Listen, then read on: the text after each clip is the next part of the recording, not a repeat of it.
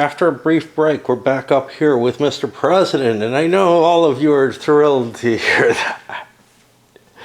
that. Strangely enough, this game has gotten, I think, the most sort of negative feedback, my playthrough of it, whatever, in terms of people just not being happy with the type of game it is or whatever. Strangely enough, for me, well, first of all, solo games are not usually my thing.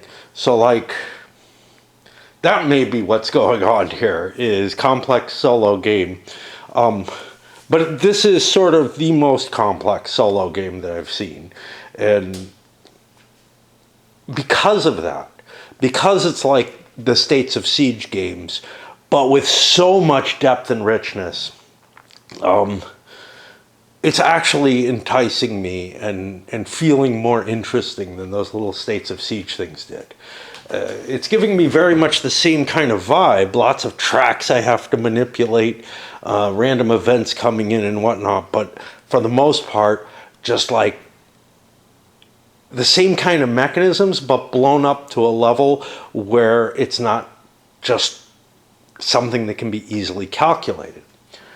Of course, that type of game I don't do very often, and I'm usually not too thrilled with it, so I tend not to pull out the others of that type,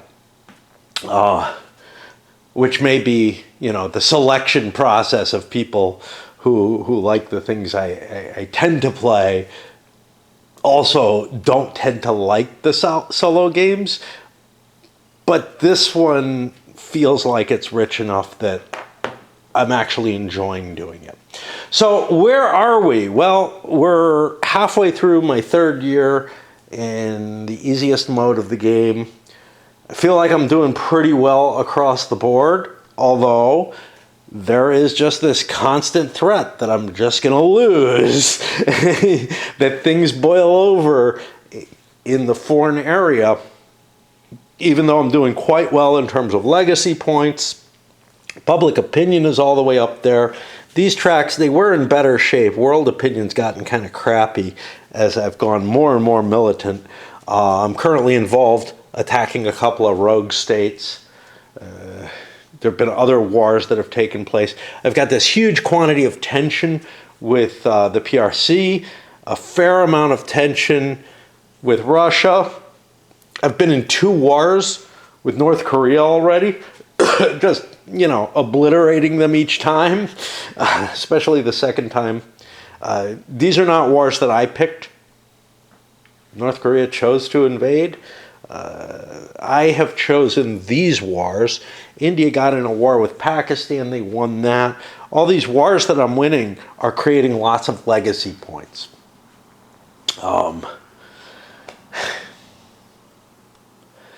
What is the major dangers right now? Well, regional crises, there are a couple at 2, but they're not really ready to boil over and not that dangerous. The terror groups, there's a lot of them at kind of mid-level. Not thrilled with that. A fair amount of them kicking around in North America, and my homeland security isn't as high as it could be. I'm passing bills at the heaviest rate that I possibly can. I was denied an opportunity in the first half of the first year, but other than that, like, I was just not allowed to propose any legislation that turn, which is weird. But I've already gotten one of these. I don't know what these are even called.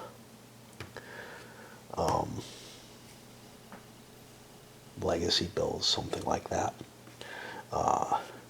These are landmarks that I've gotten. This being a landmark, I have to be able to pass it still.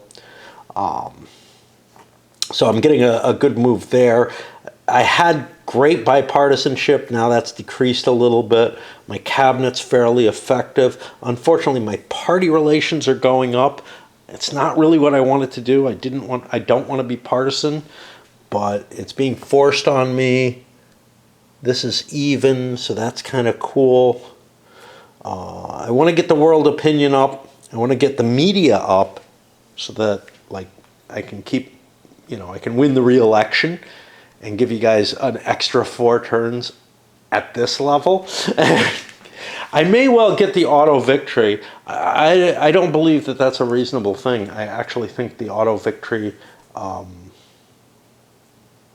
shouldn't have been included in the game because it may promote poor play. Anyway, I don't know whether or not I'm going to come up later tonight. I went shopping today. I played Hunt for Blackbeard over there and got that entirely played today and reviewed.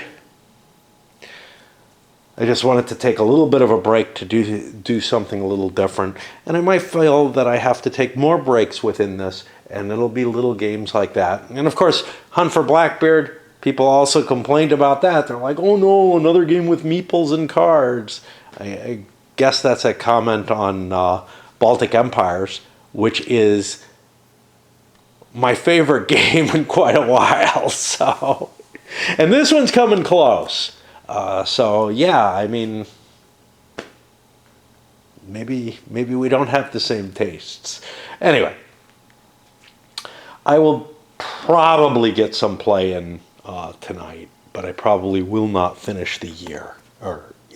We are barely into Friday, I guess, and I decided to come up here. I couldn't sleep. Spent a couple hours trying.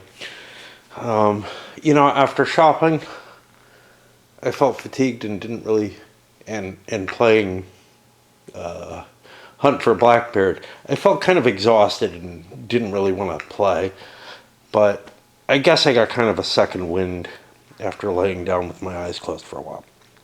A couple of things happened while I was playing Hunt for Blackbeard in terms of comments on this game, corrections.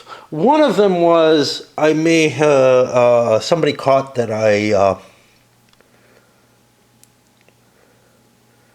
well, it wouldn't be in this, it might be in this, it would be in this set. I don't think it was this, though. I think I did the cascading event for this. So I don't know, maybe it was in the earlier video and people are just catching up because these are so long-winded and whatnot. But I think there was a claim that I did a draw crisis cards instead of cascading event luck. I'm going to make that kind of mistake.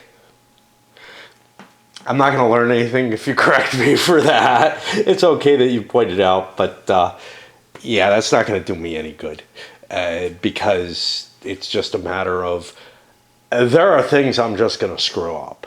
And a game this size, and I've passed that off with look, the model isn't that good, right?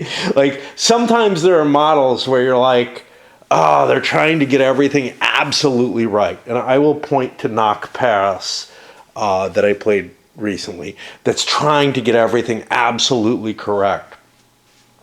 And, maybe has this fantastic model where my screw-ups are enough that I believe they damage a model that's attempting a level of realism that just can't be reached by someone like me, because someone like me is not going to be infallible. And therefore, I'm going to make mistakes with a complicated game. This model, I am absolutely fine with I fucked something up and it's okay.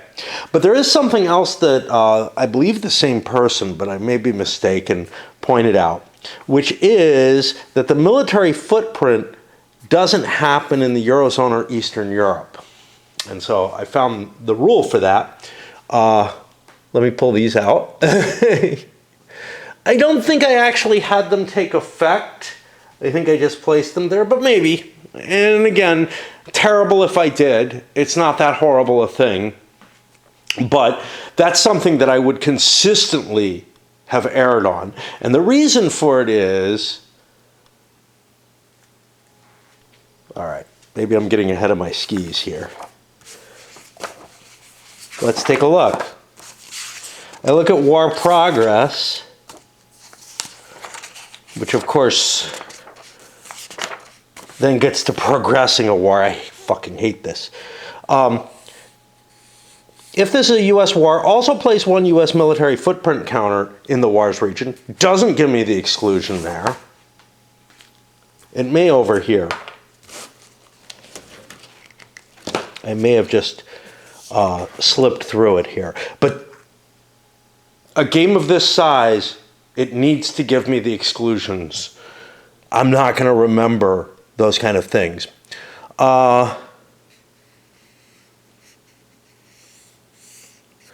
Then place new U.S. military footprint counters in each region to match the number of military units in U.S. wars there. And here it does say you do not have to place a counter for any troops deployed in the Eurozone, Eastern Europe, or carrier zones. I actually think a U.S. war is going to create a footprint in Eurozone or Eastern Europe, but I'm not positive. We know it didn't say it here. It may be that it was just the end of turn thing. What were we on? We were on like page 43, I think. Something's sticking in my head. As a consequence of the war process, if U.S. forces are involved in a conflict, they leave a military footprint, exception Eurozone, Eastern Europe. Yeah, okay.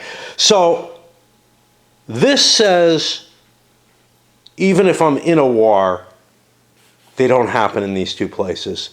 This does not say that. We're going to pencil something in there. It makes sense that the NATO areas would not be impacted by a military footprint. You probably make the same argument about Korea and Japan, although there were some bust-ups in Japan. So we're going to do that. Pencil something in the rules again.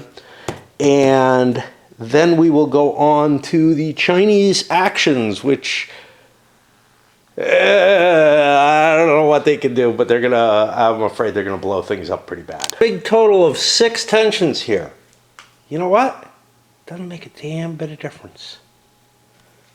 I've pissed them off as much as I can. The only thing it does is affects the U.S.-Chinese relationship. If that had solidified and gelled in my head, I wouldn't have removed any of those. I just don't care. I don't expect those relations to improve, and which is a danger. But I had the fear that this modifier was going to affect the posture. It doesn't. Immediately after I count them up and see what the effect is on the relationship, those are the two things I do, then I remove half the tension markers and put new ones in face down. The kind of thing where understanding what the levers are going to actually do, and I would have no idea to only look here. But this is the kind of thing, figuring out what those levers actually are going to do and internalizing it completely, that the only way that I'm going to learn this is by playing a lot of games of it. I'm not going to do that. I'm going to play a lot compared for me, I think, but which means I'm looking at doing it at least twice more. I don't know if that's going to work. I kind of want to do all the scenarios, though. Oops, I forgot something. You're currently in posture 1, and the sum of flip tension counters is 5 or more, and relations is 1 or 2. No, it did affect posture. I'm sorry. Because I saw here, after checking for, and if necessary, changing the posture. Okay. So this is what I was worried about. Now we're at posture 2 for China. I lied about that. I don't know. I just skipped this section. I don't know what was going on. I just jumped right down. Yeah. I read flip all the tension counters. I don't know what I saw. Yeah, I don't. Why? Oh, I read this and then I saw this. Yeah. All right. And then I got to this and I just skipped this over. And my brain works that way sometimes. Okay. So this makes a lot more sense. We're at posture 2. That means China's going to be a lot nastier. It's showing itself off in the tech tables. Strategic missiles was 2 behind, so we gained that. And then we did naval and cyber warfare and caught up with the US in both of those. This is not good. And as espionage, they improved their strategic recon intel gathering with a maximal role here. And, or minimal, I don't know. It is maximal in terms of effect, I think. Right? It's weird. Yeah, pluses are bad for China here. And then I also got Steel Military Secrets and War Plans, which I got to choose which of the 2 states they improved. They went for the weaker one because I want to end the other war. China managed to start improving their economy a little bit, and they're going to end up with 9 actions on the list with that posture of 2, which means that they're going to be more confrontational. As we're working our way through the dependent actions, most of them didn't do anything. We didn't end up hitting Central South Asia because, again, there aren't enough terrors there. I don't understand, but that keeps happening. But when I got to remove sanctions on China, I worked my way down to here. If China's relationship with the U.S. is 1, spend 2 China actions to first remove any unilateral sanctions counter. Okay, there that goes. And then replace any multilateral with a unilateral, and then there that goes. I understand that the multilateral would go away. I'm not quite sure why, with lousy relationships, the unilateral would go away in and of itself. And that would happen. I don't get it. It might be that those sanctions are being sourced elsewhere, and that the U.S. would have to reimpose more sanctions or something like that to get the same effect. I'm not really sure what the rationale is behind this. It certainly doesn't seem intuitive that unilateral sanctions would go away. I can see an argument for why multilateral would go away under these kind of circumstances, to try to calm the issue or something. I don't know. It's actually the first time I think we've been able to remove sanctions from China due to this.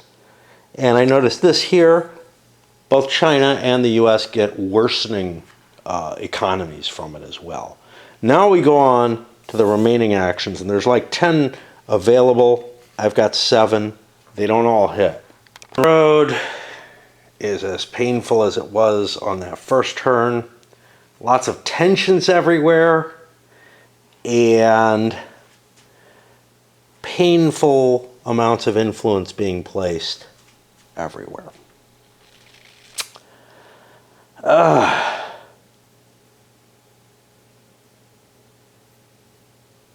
Ouch.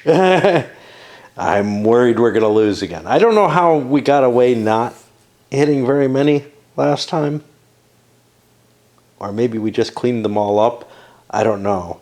It feels like we went last year without gaining all of these. Expanded influence in neighboring regions, that ended up being Central and South Asia. And we got a double hit there. We're getting closer and closer.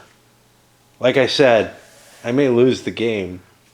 I may not want to stand for re-election. Okay, we got secure the sea lanes. China's posture is 1, or is 2, so there was a +1 on it. We got neighbors contest Chinese expansion on this, because there's at least 2 Chinese influence. Choose whether to use U.S. Air and naval units to intimidate, threaten, force against China. Of course! If you don't, immediately reduce U.S. alignment. No. Fuck that. Roll on the table below, adding 2 if you decide to use air and naval forces. I could be starting a war here. 5. If the sum of U.S. naval and air strategic capacities is greater than the sum of China's naval and air strategic capacities. I don't think so. I think we're even. Okay. So we slip down. Apply 1 to 3. China wins naval and air skirmishes with the Vietnamese, Philippines, and or Malaysian forces in South China Sea. Add 1 Chinese influence to the Asia Pacific. Fuck, we didn't want to do that. Did I just... I don't think so. I think I have a 4 terror group in there. Oops. I may have bumped it. Add 3 tensions to a whole bunch of places, and China hates us more. What would have happened if I had refused? I lose alignment. Okay. There was no good answer here. Also goes to an oil partnership in the Middle East, adding another influence, trending anti-US. We're at 14, if I've counted right. We'll check at the end of all of this. And now we're at test cyber war against the U.S. economy with our last action. I need to swap batteries. We'll finish this action off, I guess, because it's almost done. Not sure what's just happened here. If Chinese posture is 2 and relationship with U.S. is 4 or less, yes. So I spent my last action. Place 2 tension counters on China. Place a trending anti-U.S. on Chinese relations. We did that. The trending doesn't matter. Then make a U.S. Homeland Security check. Okay. 0 or less. That means nothing to me. Pass check if not 0 or less. There are no penalty. There are no modifiers to these checks.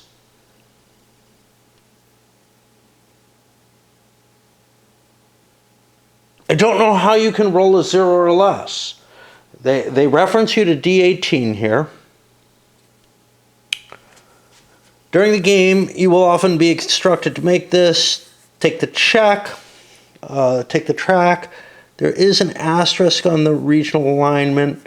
I don't know what that means. That's something else. When you need to make a check, find where your rating is, roll a die. If it's equal to or less than that amount, you do this. If you do otherwise, you fail.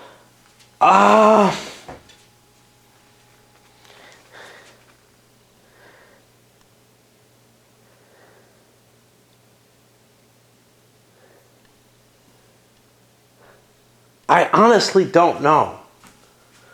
I'm thinking maybe there's something, like there's things like this espionage DRM. Must choose Intel for an ally. I have absolutely no idea how you can get to a 0. Does NSA do something for me here? No. I don't know if there's some other position that does. Maybe I'll look. I don't know anything that's going to get me to a 0 or less. Top secret U.S. cybersecurity mitigates the attack effect. Is there a modifier on this track? There is not. It's simply roll under that track. Now, maybe there's something that can give me a modifier. That's the only thing I can guess for. I don't feel like hunting through cards and rules and everything else, trying to see what could possibly do this, but it seems impossible to me right now. Oh, wait. No, there's DRMs. Oh. +1 to all rolls. Okay. Okay. I didn't see these DRMs here because I'm worried about Test Homeland Security, which is here and doesn't have DRMs on it. That's why I didn't go look. I have passed cybersecurity legislation, but I didn't just do it. But it is over here, and I'm not allowed to do it anymore. So I'm saying I get that, the landmark legislation. Otherwise, I'd be penalized. So that cancels each other out. For each national security, defense, greater society bill that's been passed, that's 1. So I actually had a -2. I made a base die roll of 2. I actually succeeded in getting the 0 less. Okay, top secret U.S. cybersecurity software mitigates attack effect, tracks the attack to China, and launches a cyber counterattack that devastates Chinese military and political networks. China dissolves! You need never worry about them again. No. Decrease China SOE by 1 box. Ooh. So I have done the right things to deal with this. Decrease China's relative strength tracks against Japan and India by a box.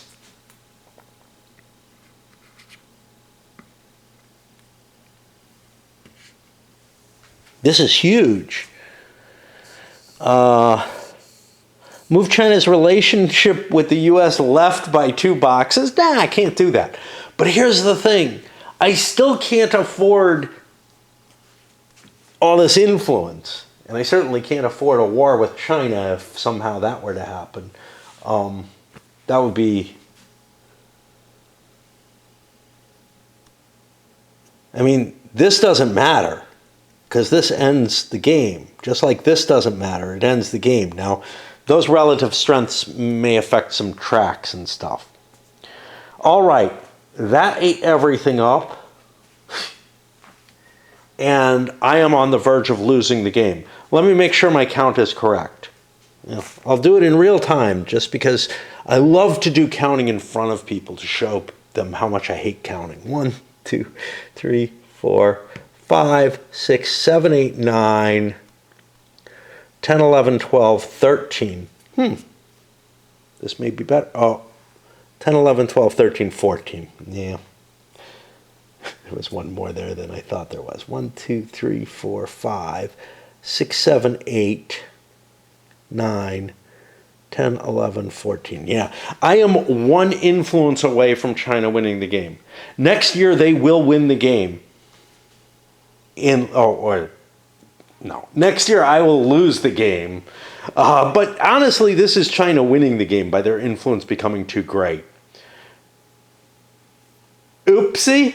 And this is the easiest level, folks. Can I resign and let my vice president run things? Okay, so we'll be going here, and I need to brew more tea and all kind of stuff, but, wow, I was doing so great on the national scene. I thought I was keeping the international scene calm, but this had me worried, and oh yeah, it should. It should.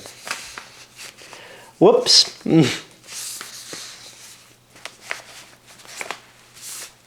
Hey, maybe I can get an auto win, which could only happen on this easiest version before the Piper comes and charges me. I have to figure out something to do about China, and I mean, I'm just going to have to focus balls deep on, like, getting rid of their influence. I don't think I can do anything. Like, their tensions is just, it's too hard a job. If I was back where I was, trying to moderate tensions might make sense. But they are going to get influence. I need to pare their influence back, which means I probably have to ignore damn near everything else and deal with the problem of China. And that's going to be a pain in the ass. I've got a lot of fucking tensions. The hell? put that one on top, upside down, I guess. Okay. I've got a lot of tensions with everything. China is disrupting the world at this point. And, you know, I got to get rid of this, or next time they play, they get a base there. But the biggest thing is I just have to get this number down. Same thing here. I got to get rid of this. Well, there's a lot of places where they have two. Yeah, I'm pretty much fucked, I think. Guess I shouldn't have neglected them. Up here to do a little bit more. It's getting late, but I want to sleep late. So, and I realized there's something kind of interesting. I know what these two decks are. This one's terrorism. This one's the cascading events. I have no fucking idea what this one is. I could look in, again, in the rules, but I'm just waiting for a call to that deck that I haven't been able to use, whatever it is. No idea. All right, let's do some actions. And we know what we got to do. We got to work on getting rid of that that Chinese influence. The ugly part is it's hard to do. It has to be regional alignment of 7 or 8. Or possibly 6, and I can only do it once per activation segment. I don't think I can make up the losses. 1, and we managed to improve regional stability somewhere. I don't remember where. I think here, so that we can try to work on it or something, or maybe here. I don't know. And no, it would have been here. Then we did a presidential visit to the Middle East, which didn't really do much for us. We got a goodwill out of it, is really all we got.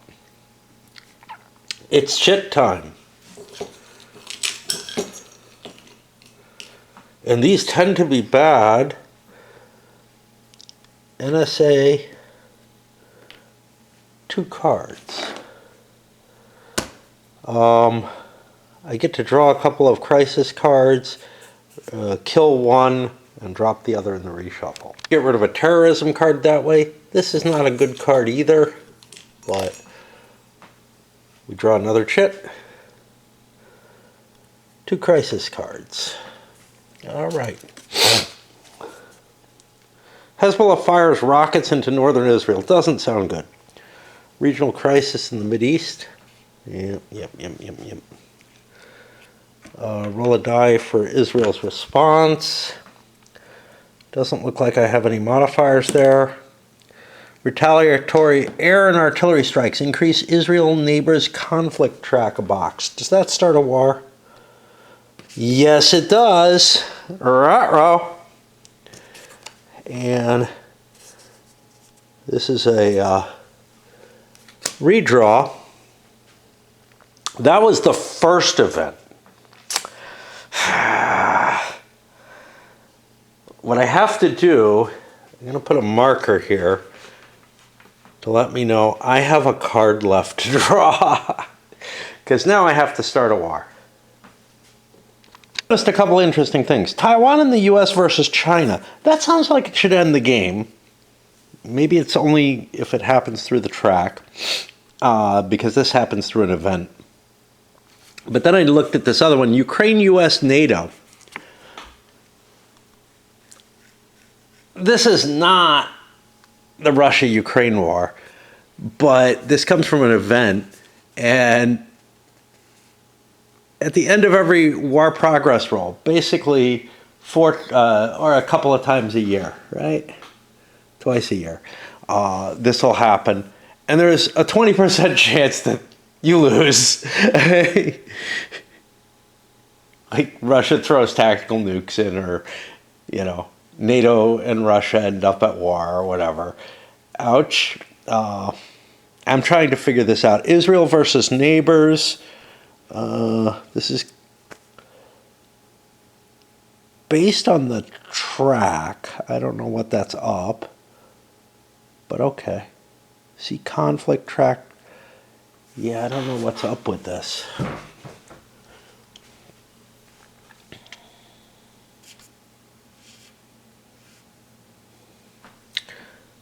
Okay, we roll a die for the type of war.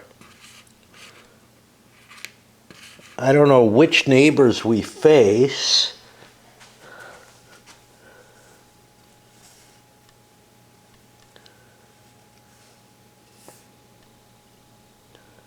See conflict track to determine side B participants. Well, I mean, there doesn't appear to be anything on there for that. There is something on there for what type of war it is. I don't know. I'm gonna look through here, see if I have just neighbors. There's Hezbollah, Hamas, and Egypt. With no indication there, no indication over here. Gonna have to go look for other things. When I look at it, setting up a war, it talks about some stuff here.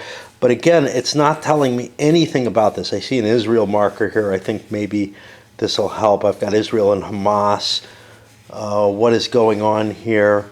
I don't know. Place country at war, showing the names of each side. I just don't know. Is it all three? You know, that would be a pretty big force. This is not this. This is this. Conflict track number 8. See conflict track to determine side B participants. There's nothing there. It's going to be a ground war. Just says neighbors here.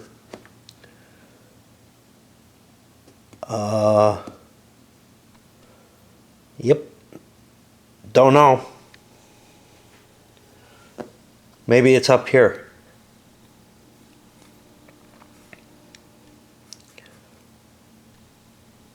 This is the Iran war.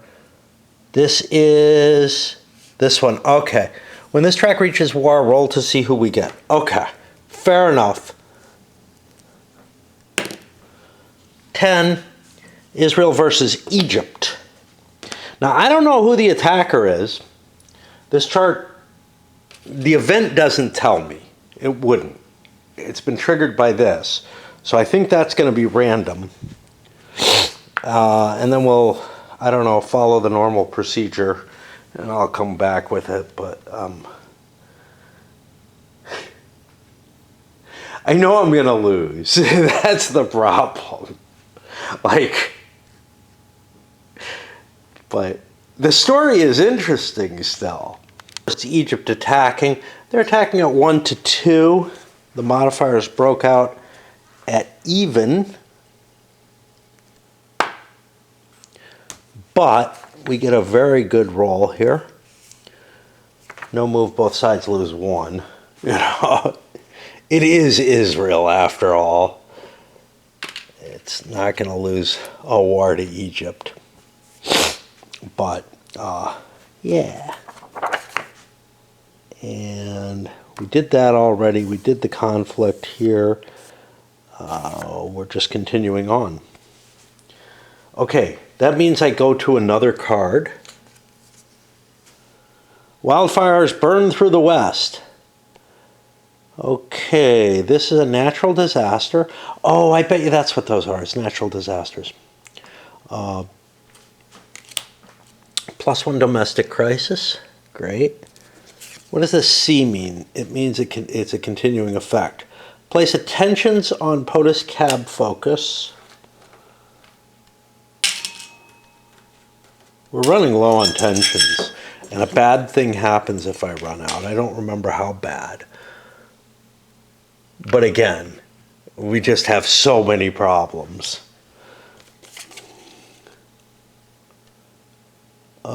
Decide whether to spend 0, 1, or 2 APs and roll a die and spend the number I want to. And these...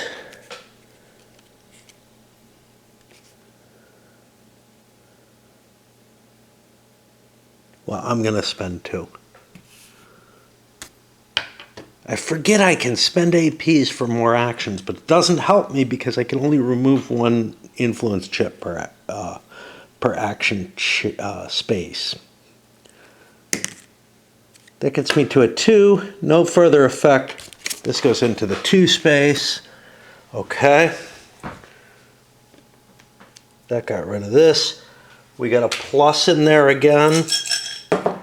So we get one more draw. And this is yet another card. Suicide bombers level MPR Congress building in South Jakarta, Indonesia. Hundreds of legislators killed. Terrible. Plus one. We are in so much trouble. Plus one in Asia Pacific. Like, we've got to prevent these major crises from happening. Then increase a level 3, 2, or 1 terror group.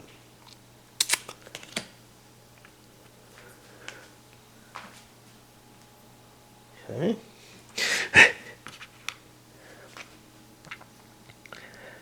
By 1 level.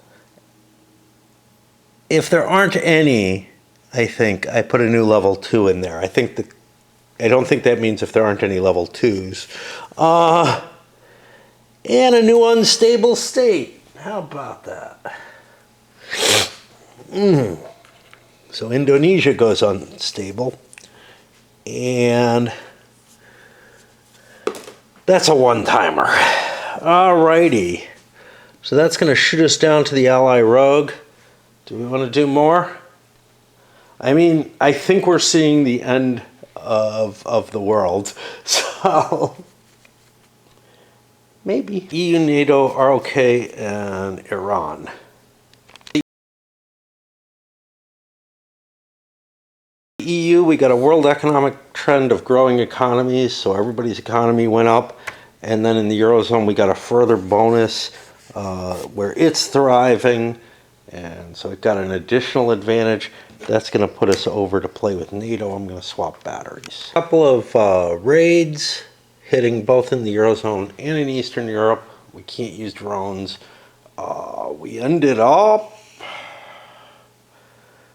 with successes in both, essentially, getting 1 level off each. We did cause some casualties in Eastern Europe, but that doesn't cause any issues because it only affects public opinion and in the U.S. if the U.S. does it. And that means we're on the unilateral action.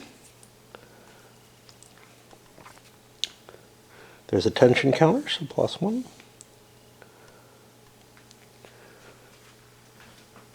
Russia NATO is at 3. So that puts me to +4. And there are 2 U.S. wars, +6. And we're going to cyber attack Russia.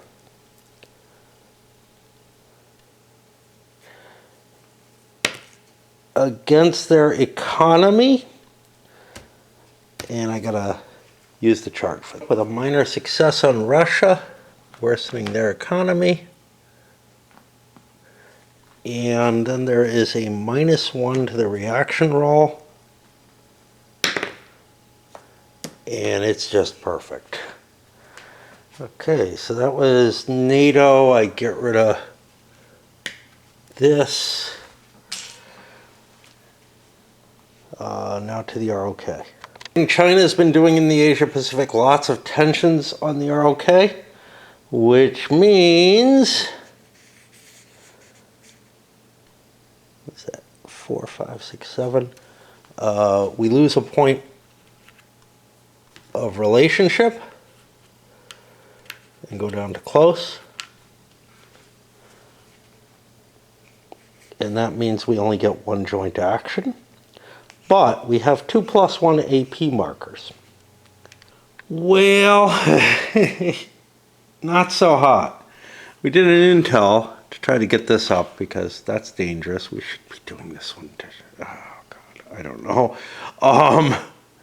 And then we tried humanitarian aid twice and failed both times. That's going to put us to the ROK actions. There's a shit ton of tensions. So I'm at least +4. There's no tensions on North Korea. We're at war.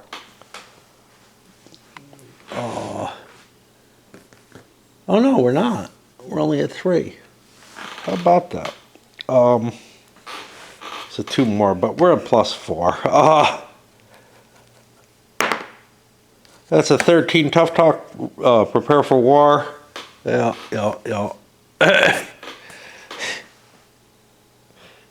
Oh.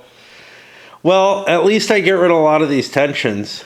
1, 2, 3, 4, 5, 6, 7. I will be at 3. These tensions I might want to clear out of China, just so, but I need to get the influence down too. And I've also got all these damn tensions on all my allies, which is a real problem. Anyway, we're over on Iran. Let's see what we got for tension there. We got 3. Apparently I was focused too much on domestic. It didn't feel like it. Iran does not have a -1 AP. Iran is not at war.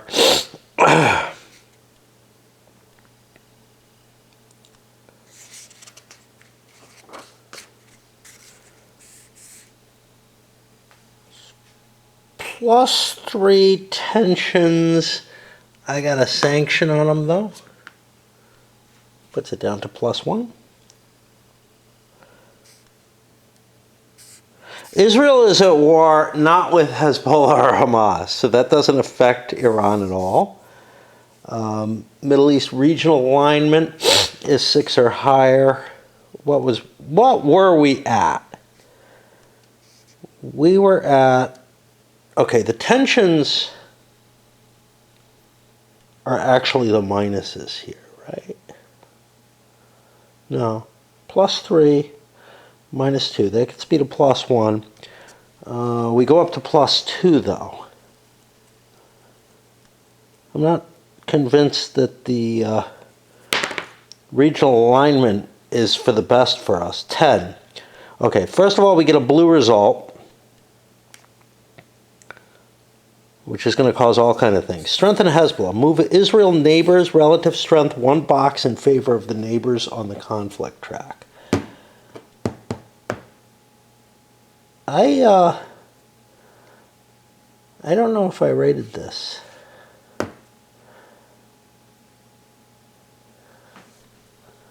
What am I doing here?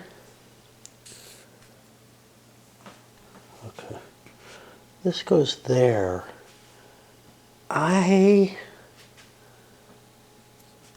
think I rated it. Yeah, okay. Should have been at worse than 1 to 2. Fuck. I lost my page. So, actually, Israel should not have taken a loss. There is the difference. And there are no modifiers. But where am I? I don't remember anymore. Maybe it's not important. Okay. So that's this. But then, blue results. If the result is in the blue area, it is. Add 1 to the Iran nuclear missile track, which adds tensions to Iran, Israel, and the GSA-SA. Okay.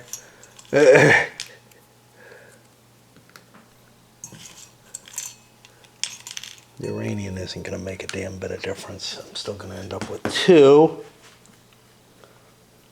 Also place an Iran influence counter in the Middle East. And now it says see Iran influence.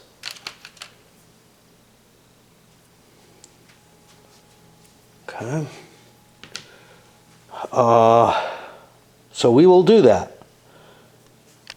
When it tells you to put Iran influence in the Middle East, place the marker in one location. If there's no Iran influenced next to the Israeli ally box, place the counter there.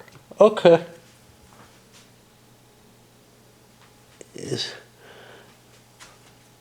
Wait. Israel ally box. that's going to be this. I don't know what that affects, but there are charts where it has an impact. Okay. Is that it for Iran?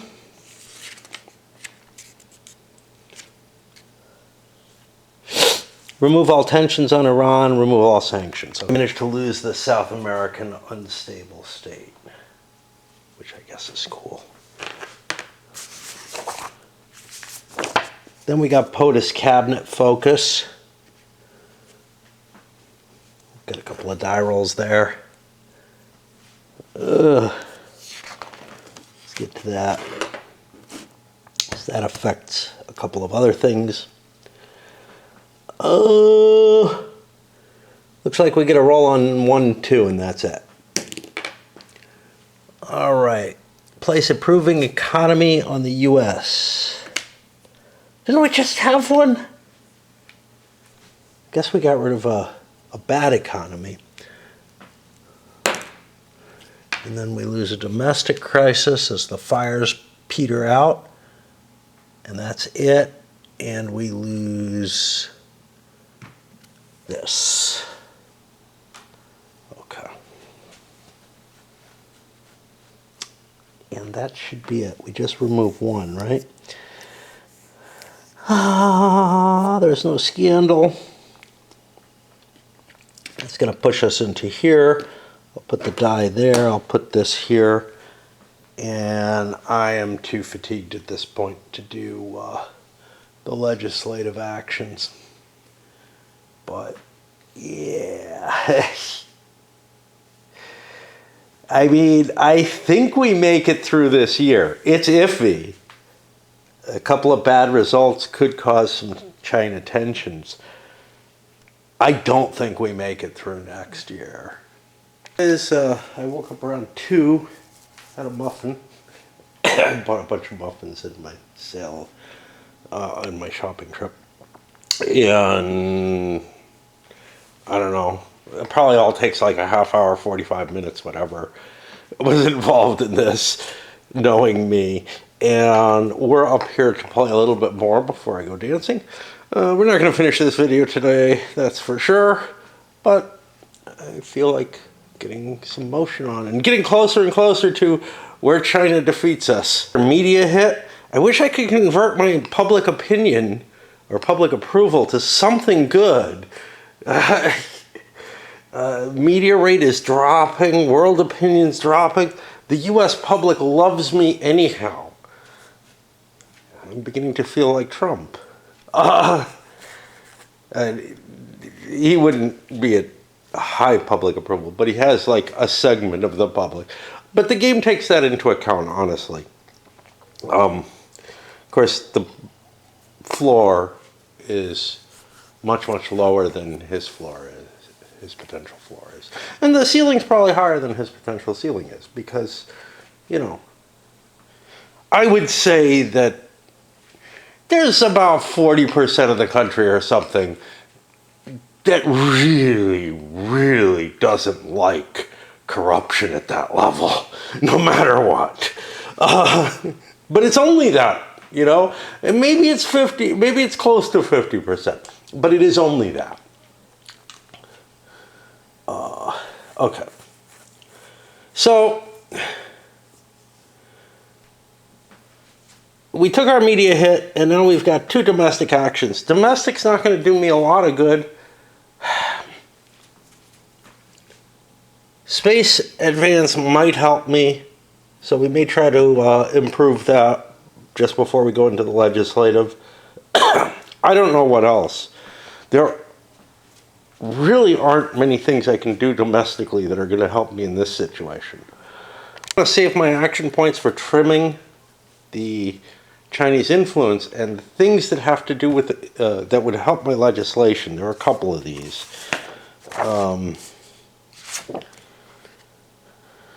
What was it? There was a bipartisan support thing here. That automatically costs an action point. Presidential presence which might improve my media relations, costs an action point to get a DRM. And I'm not as certain about that. That gets media relations. But the bully pulpit definitely costs an action point. Those I kind of shied away from. So I'm going after the terror subjects here. I could have gone after the domestic crisis. That wouldn't be a bad choice either. But I successfully tracked a terror target. It's only a level 1. Now I'm going to raid them. I don't think I've done this before. So -1. I don't know if it's my number 1 focus. No, domestic crisis. I should have dealt with the domestic crisis. You know, instead of raiding, I'm going to deal with the domestic crisis. And instead of hitting this, I'm going to hit the level 2 terror group and get it up there.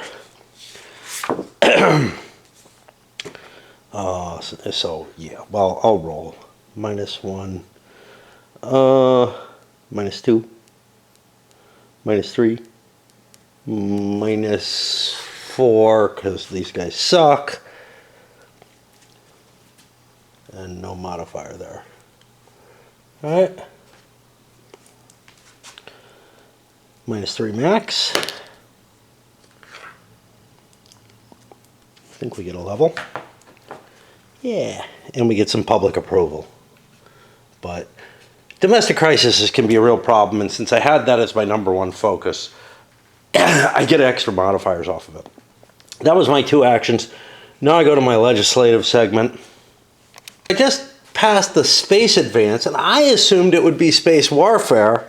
Turns out it's space exploration and colonization. Not exactly what I intended, but that's okay. And maybe the best thing about that bill is that we ended up getting a sharing of technology. I mean, we improved our strategic recon, which is not what I thought it was going to do, but that's actually better because it puts me ahead. Could end up at the end of the damn box, and everybody catches up to me, and then I can never get bonuses anymore. But the sharing of the space technology with very close allies improved my relations across the board. Now I have to pick the second one. None of these really stood out as something that would help with my military, so I'm going to worry about here. Energy independence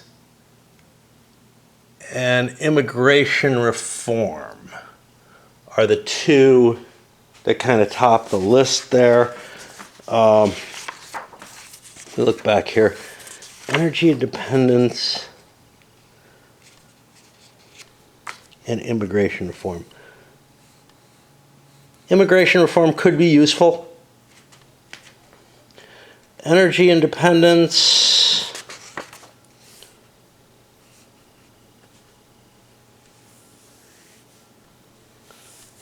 Less important. I'm not as worried about the Russian influence, although taking some of that away, I'm not going to be able to focus on that.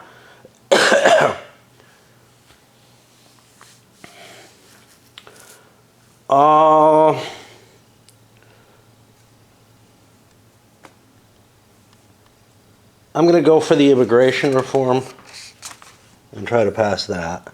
And I'm pretty likely to pass anything. Basically, I was looking at this.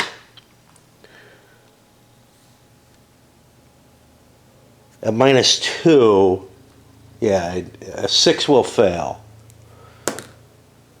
So that passes. Now I check how good a bill it is. And because I no longer have the rightmost box, a 6 will fail at this as well. So that ends up something that I veto. Even though I proposed it, if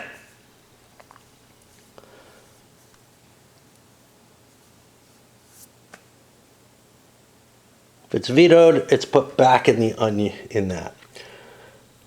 Okay. And I mean, maybe it was passed but just broken and doesn't do anything useful, right? like the term veto feels wrong under these circumstances. It really does. It feels like I probably could get anything passed with how popular I was.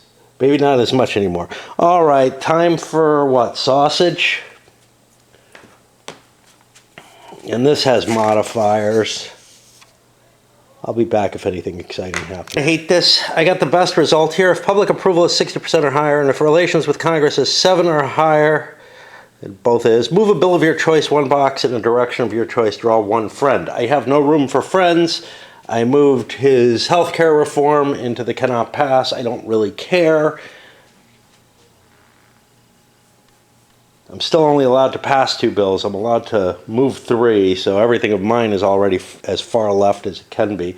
I really feel like I should be able to push more legislation through under these kind of circumstances, but you're not.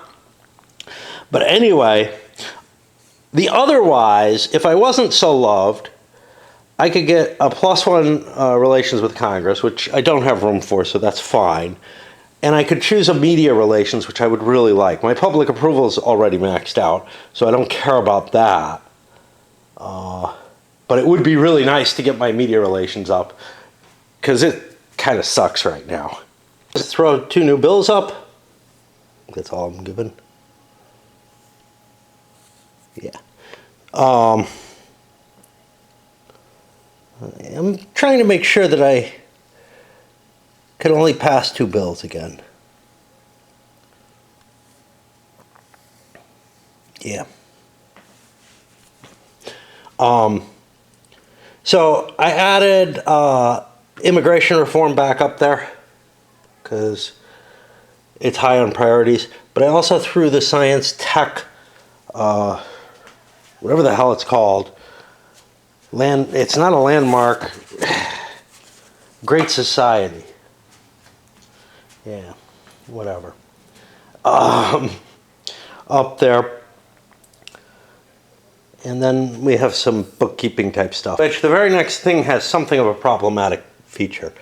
I have media of 2, 4, 5. That would improve my public approval by 5 spaces. If I read this, if I read it strictly, then move public approval that number of boxes, up to a maximum of 3 boxes. Increase media relations by 1 if you increase PA by 3, and decrease it by 1 if you decrease by 3. Well, I did neither. Screw that. I'm still going to say I get the media relations bonus, because that's what friends are for. I don't really give a shit about my public approval. It doesn't matter that much, especially if it's over 60. As long as it's over 60, I don't care where it is. But I do care about my media relations. That decreases every damn turn, and it's hard to cope with. Okay, I still have more. Give me 2 freebie actions. This is the real big bonus. Nope. Gives me 1. I failed to pass one of those bills.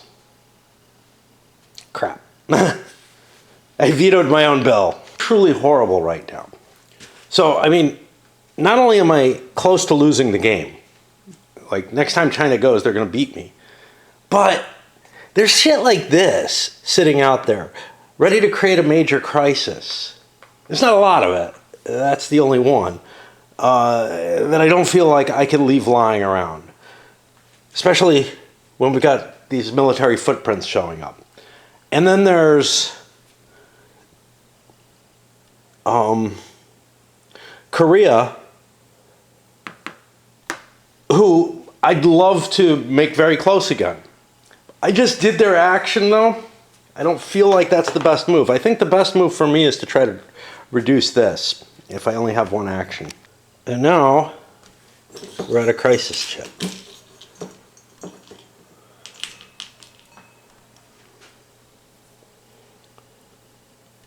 One random regional crisis. That doesn't sound good. I mean, they never sound good. Let's roll for the region.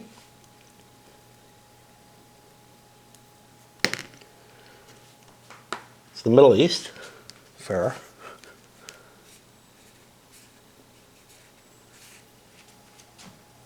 There's one to the right.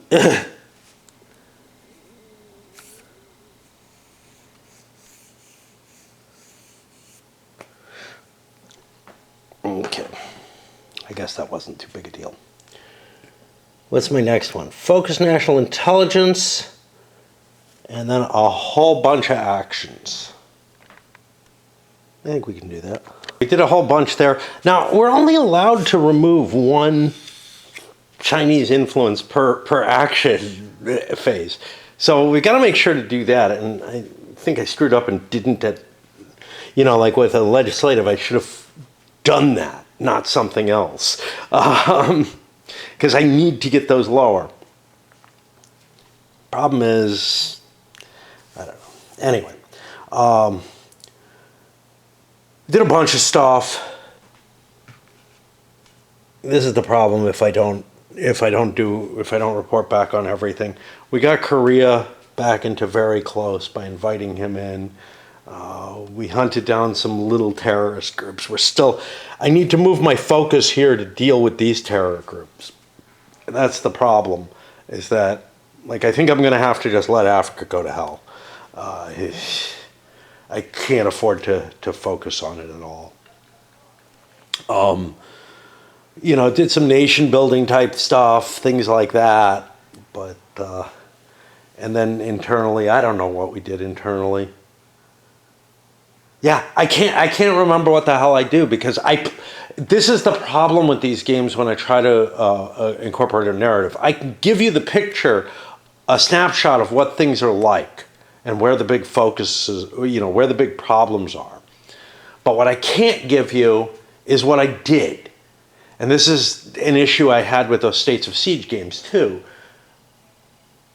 I feel, and with Euros for that matter, I feel like all I can do is say, yeah, I moved some stuff on some tracks in this case, and here's where we're at, and it's not that different from where we were at before, and I can't really focus on the actions, and that makes the game difficult to video. I either have to give you excruciating details or almost nothing. And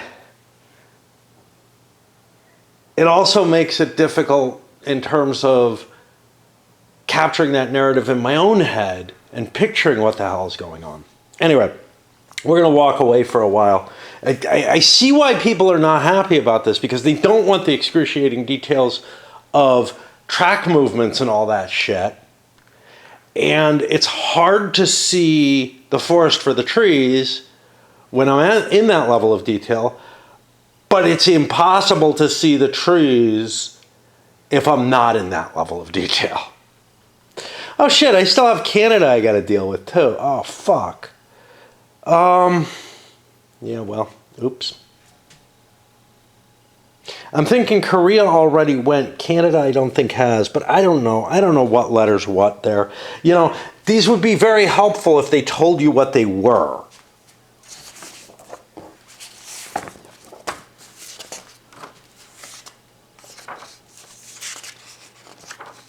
If Canada is still free to act, they are Group D. I already did Canada. Okay. I was going to say, if Canada is still free to act, I would invite the Canadian PM in rather than Korea's president.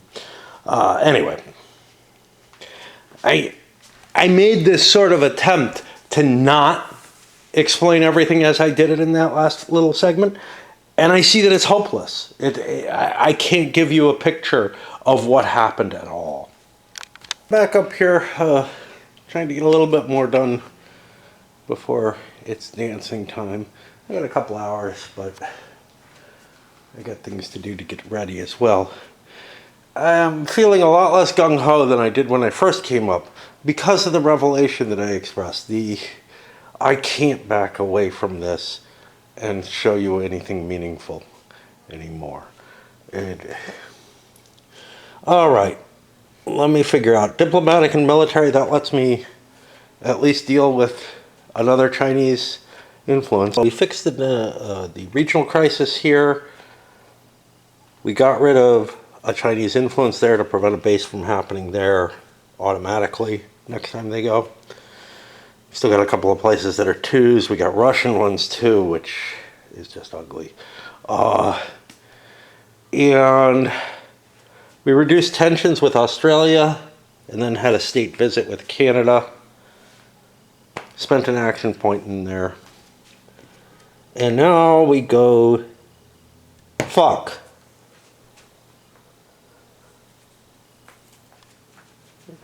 Moved the wrong thing. Where did this came from here? Okay. Now we go up here and it's shit time. I cut away. I absolutely need to do these card draws. Anti-US rebel leader dies unexpectedly. Excellent. D10 for region. I can't tell if that's an R or a D. It is an R. That's cool. So this sounds good. 8 is Africa.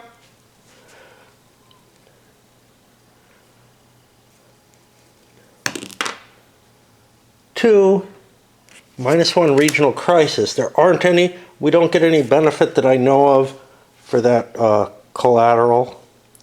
If regional alignment is 5 or higher, it is. Place a trending US in there. Excellent. Didn't get as much as we could have. Was hoping for something better than that. Okay, that's 1 of 2. Second one, Intel breakthrough on high value target. For one terror group, in levels 4 down in priority, on the map that is not currently on an Intel box, put it in the locating. Well, this is actually very helpful. This is just gathering. Locating puts it here. That would have been potentially damaging. This is an R. That gets me another chit.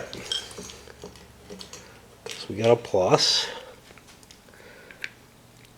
We get another crisis card. Southern Europe debt default looms for Eurozone. This is not a C. And those go to R's no matter what. Yeah. Okay. If Eurozone SOE plus stability totals 11 or higher. Stability is a big 5. SOE is a big 5. Not quite. Oops. Otherwise, +1 to regional crisis. Roll a die.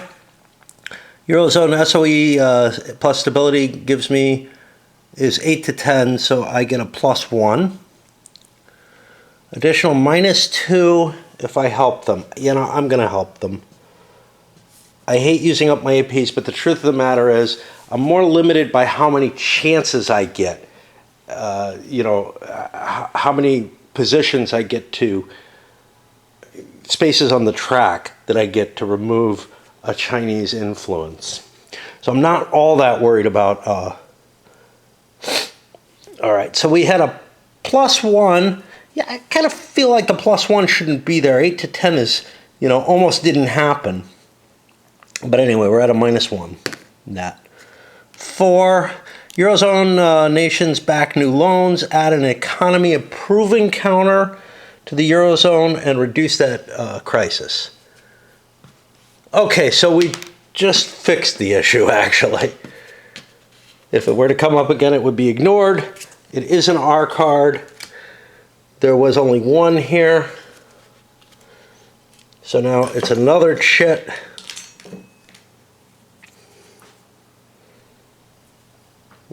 That doesn't belong there.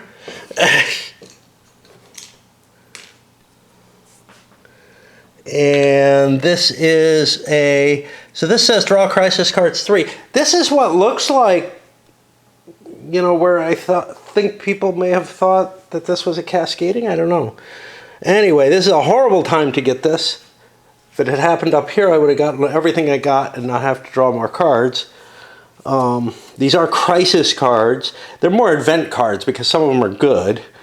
Healthcare crisis as doctors, hospitals, insurers deny coverage to government-provided plans.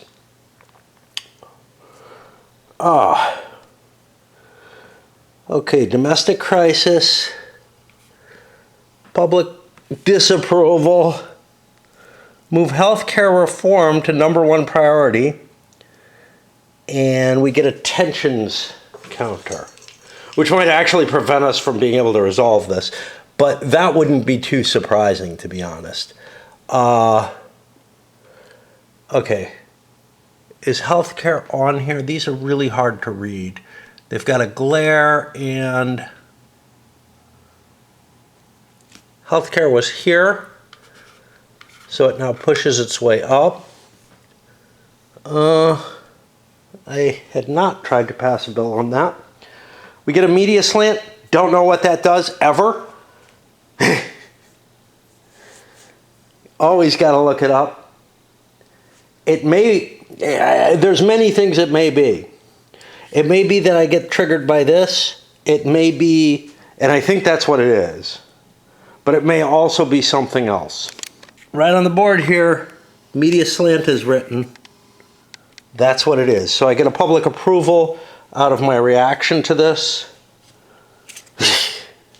Doesn't feel like I deserve it. That was 1 out of 3. 2 out of 3.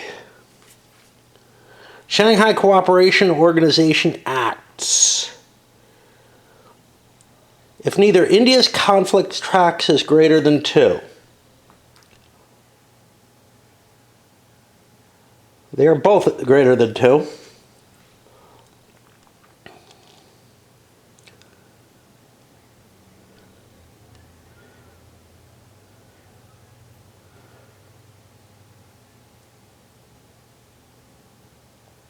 I think it's some kind of bonus happens to me for that. If either of India's crisis conflicts is greater than 2, no admission. Instead, Russia and China cooperate to combat terror and government instability in South Central Asia. That sounds good.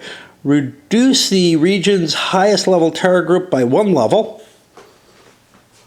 That sounds good. I don't know how much terror here. I am the terror here. +1 stability. But then here's the problem. Add a Chinese and Russian influence there. Ugh. Not good at all. I just worked real hard to get rid of these.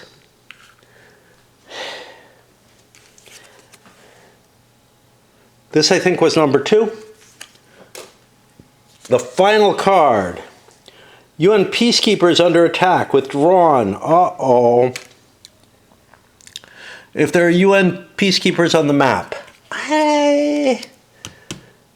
There are. Over there. Or UN regional forces in a war. Choose randomly if more than 1. Move the counter back to the holding box. Then a regional crisis. Not what I need. If there are no such counters, roll for something else. And this is an R. That was my 3. Now I got 3 actions and core support check. Core support check is going to reduce my popularity because I have become too partisan. I don't know how it happened. I mean, it's all my friends. Yeah, you know, the things I've passed and everything have made me more and more appealing to my party. I don't really feel, other than like ditching the healthcare reform and stuff like that, I don't really feel like I've terribly been a partisan president here, comparatively. And the media's out to get me now. Anyways, although my policy choices have been more Republican and neocon, and you can kind of say, well, the neolibs are kind of neocons. Yeah, they are. But in a lot of ways. But but the policy choices, knocking down gun reform and stuff like that, knocking down healthcare reform, the policies have felt more like something that a Republican would have done so far, but a Republican neocon, definitely that. However, the relationship with the media feels closer to Obama's, but not so much the relationship with Congress. There was almost certainly once he lost control in 2010, and I've already had that, the partisanship was extreme between them. And I don't feel like that's really the case. The relations with Congress are very high. This has been growing. There's no question about that. But it wasn't like an immediate, first of all, I didn't lose a House of Congress. And secondly, I've got this extreme popularity and stuff still going. So it feels better, except the world situation is absolutely fucked. Like, I am fighting desperately now to try to stay alive long enough to, to not become the second world power. And the first two actions, very easy. I decreased the the regional crisis here, and I removed the Chinese influence. Okay. I don't know if my number's right anymore.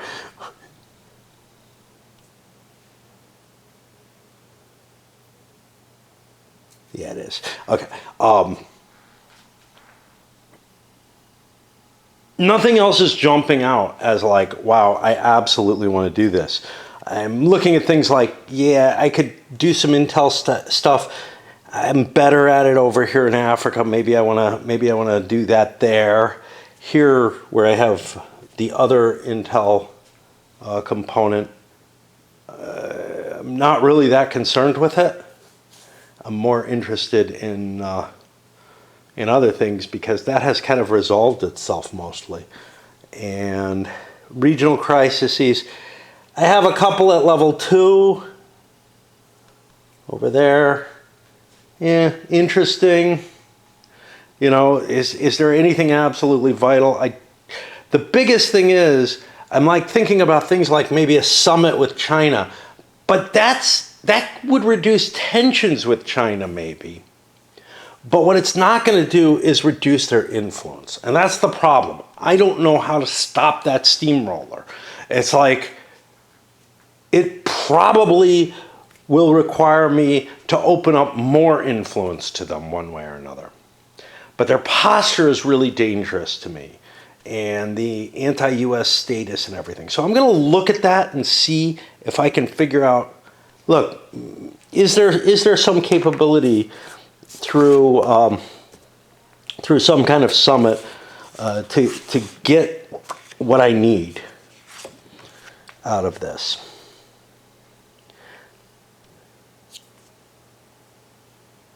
We shall look.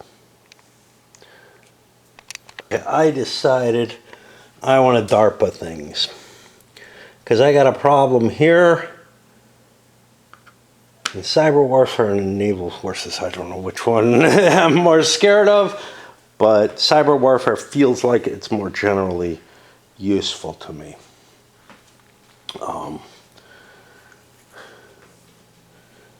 And our support check loses us a couple of popular approval. Great. Terror Chaos. Feels like some kind of kid's game. The Terror Chaos. Which one do you choose? It's going to be Chaos.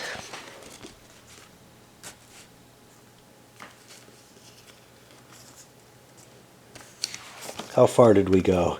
We're all the way over here. I'm skipping through because I know these things now. And I don't know if that's cool.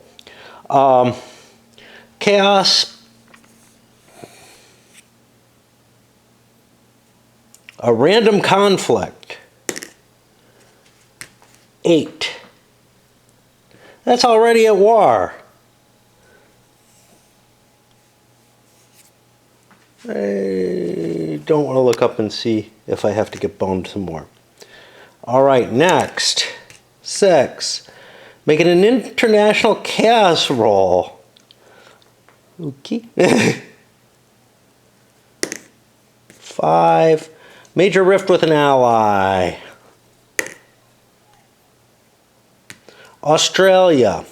What does that mean?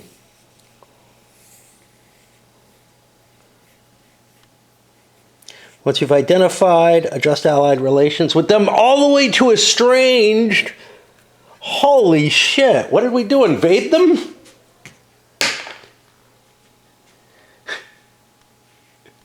I think we called their prime minister an ass-kissing idiot or something. Whoa. Okay, well. So that's the most Trumpian thing that's happened. All right, let's keep going because I feel like it. I do enjoy doing the detailed in look. On to the final group. Canada, the Gulf states, and then a rogue. Canada did a humanitarian aid or whatever. So, yeah. Down here, and an intelligence effort in Central and South America. I felt like those were okay. I don't have a lot of options that are good for me. I could work in the Eurozone. I could have done a strike there. There is 2 tensions. +3 because of Russia. No terror groups.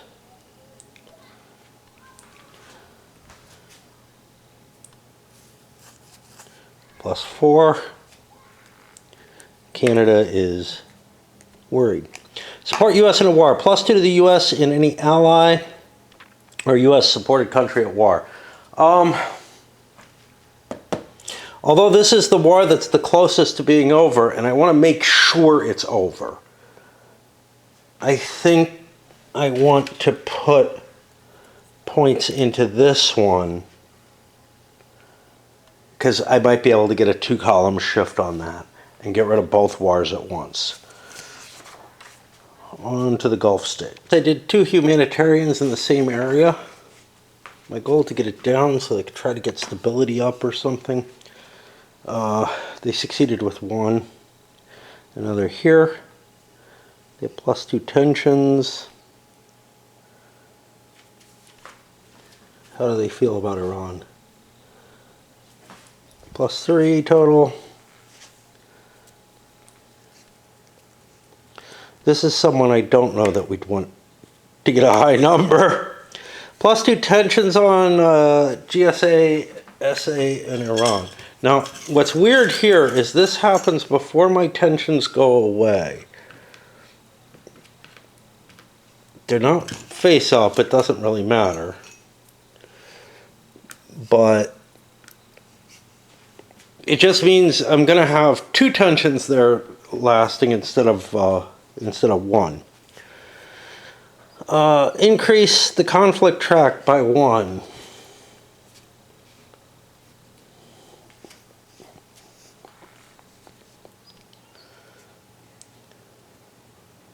Set up a combined air-ground war against Yemen. Okay. My relationship is very close. Ask U.S. for help. U.S. can choose to move 1 carrier group in either Mediterranean or Indian Ocean. CVG deployment zone. I already got these here. These have actually all been committed to this fight. I would have to actually move them to do them.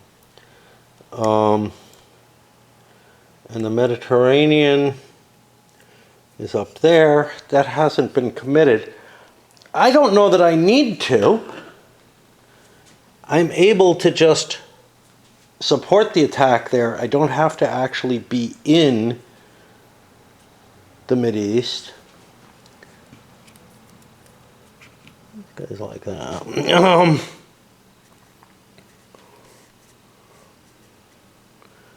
So I can move one carrier group in either the Mediterranean or Indian. I don't know. Then if a carrier is present in one of those zones, you may choose to help. If you do, lose 1 UN goodwill, put a military footprint in the Middle East, and add 2 strength to them. Yeah, I guess I have to.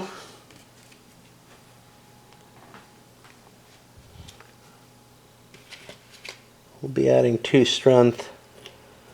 I still have to figure out their strength. I should have actually set it up.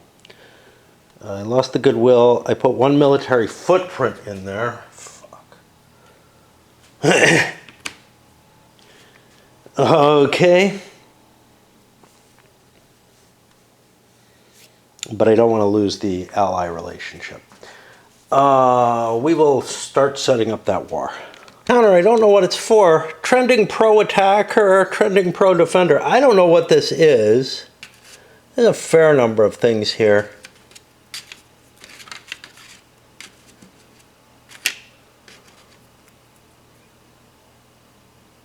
Like use military professionals. Like that seems like this. It's just preventing you from, it's a reminder that you can't do that again. Cyber attack used, broker piece. I think these are one-shots that you can do and stuff. Major war, I don't know what that is. I'm hoping some of these will turn up things that I find out, but there appear to be counters that are used as mnemonics that I haven't actually been using. WMD's acquired, yeah, let's just, Summit used, cyber attack used, UN speech used. Yeah, those are just one-shots, but I don't know if that's all the one-shots, so I've just been kind of remembering because I do a single box without leaving, so I can keep that in mind more or less. I could see them being helpful, but I don't know. If things were only once per year, that would be different. Right, so while I was over there, I was probably through this stuff, I was actually looking for the Yemenis. And we have a strength here, but I don't know what that's for because it's not used that way. You use this track that way. Maybe in a prior version of the game, there wasn't the guerrilla and air missile tracks, which make it more like a trending thing. I don't know. Anyway, where the hell am I? I'm ready to do the first strike of the war. I'll be back. What we got was not good. It's on the 2-to-1 table. We had a +1 when I looked at the modifiers. And we end up with a no move, 1 attacker lost. And I guess it's a guerrilla war now somehow. Stupid Saudis. What the fuck are they up to? But, and you can see I'm up to 4 wars. I'm kind of unhappy. We got to get some of these cleared out. I know we're Israel's at war with Egypt. I forgot about that one. Yeah. Okay. Well, let's see what the UN does. Maybe they have an idea. Yeah, I just lost some goodwill by attacking the Yemenis, though.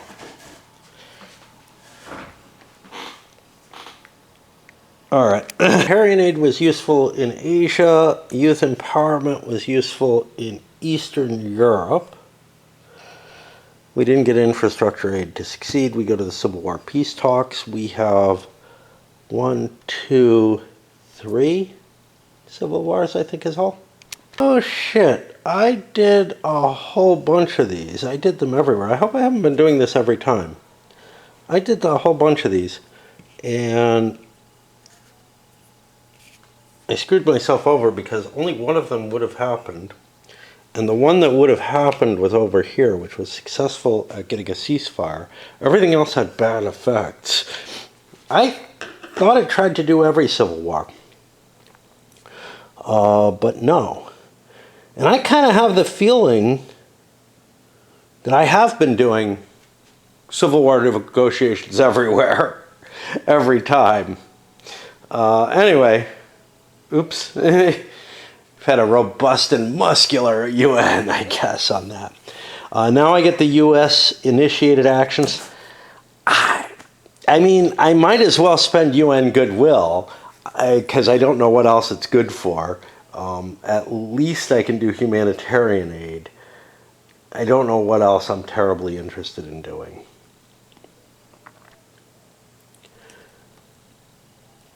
Broker peace in major war. See, we got this major war marker here. I don't know what the fuck that's used for. Like, I thought these are the major wars. It ends up being just another chaos piece to me that I don't know what it's for. I can't even justify. I am pretty sure that these wars are the major wars as opposed to the civil wars or whatever.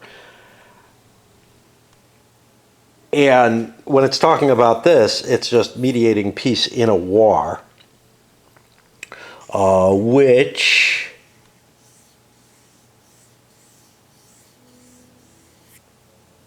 I don't know. I don't even know what I do. For wars involving Russia, China use the DRM of the current U.S. relations with that country to the broker peace die roll. What broker peace die roll? What broker peace die roll? What are you helping me with here? I guess the 1 to 3 there. Yeah.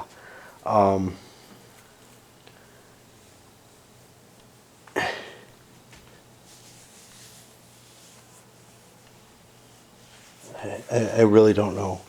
Like, is a major war just one that includes Russia or China? Or, and am I unable to broker peace in other wars? That would kind of make sense, but I don't know. Maybe if we look up the UN actions in P35. What is P35? What the fuck, Jim? Page. Helping, it's not talking about this here. It's just not talking about it. Page 35 did not help. The governing manual is not where the rules are, so like usually, which is why I've stopped looking there. But yeah, it was the only place I can think of to look at this. I don't know. I don't know. This is a term that's not defined as far as I can tell.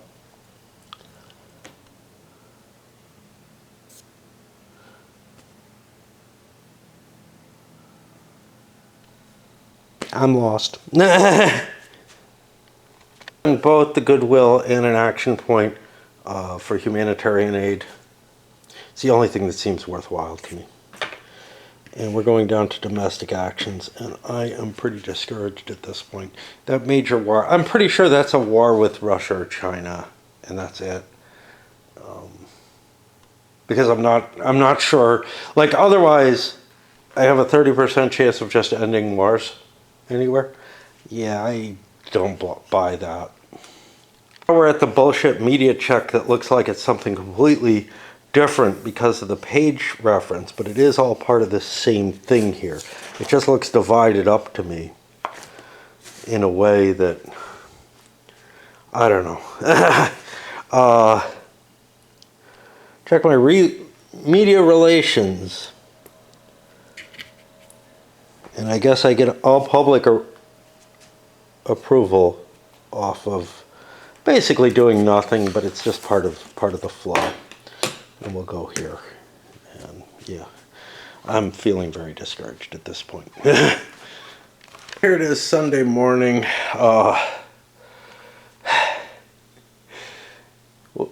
Did not play at all yesterday. I did a lot of sleeping, reading, Went for a walk, but body still hurts from Friday, so.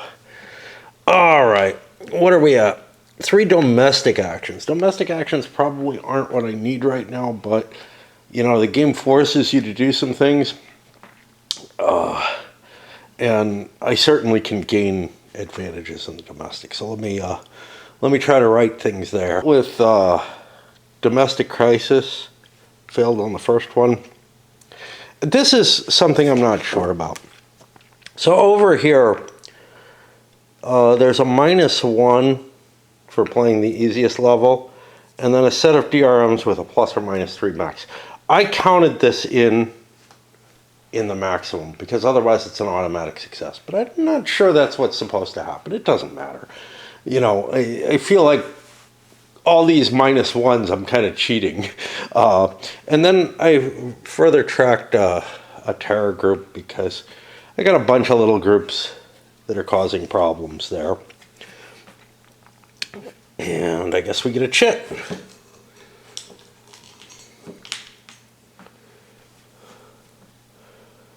Domestic crisis. Now there's a die on there. I don't know what that's about.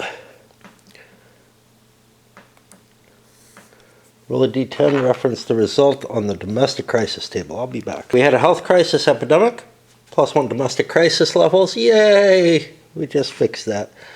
-3 public approval. Whoops. Move healthcare reform to #1. Say progress the wars. This one, we moved forward 1 box, weakened the enemy. That's the little guy over there. I'm getting a lot of footprint here. For the bigger, older war, we just completed that. And I'm going through the process of reading the ending the war. And you know what I realized? One of the questions I had, diplomatic master action number 9. Broker or offer peace. That allows you to end a war.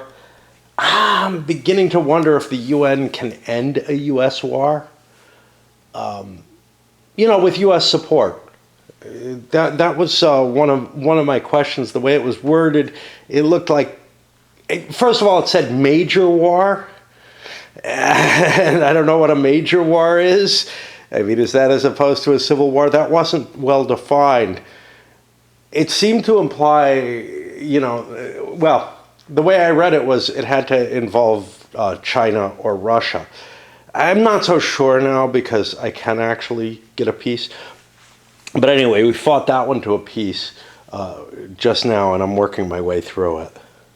I figured beating up a rogue state like this, it would pretty much automatically destroy it. If I'd gotten a crippling loss, which I did not, a crippling loss is if the conflict counter ends up and the attacking forces win and would be entitled to another move, and the rogue state lost the war, it's a crippling loss,